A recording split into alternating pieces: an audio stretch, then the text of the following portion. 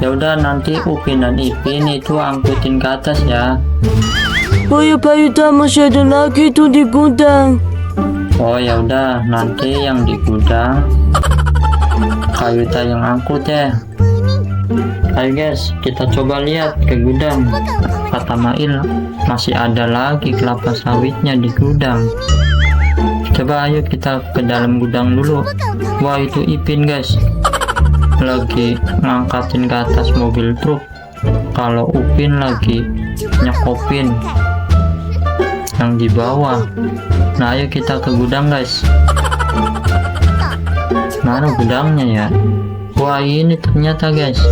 Wah, iya benar itu.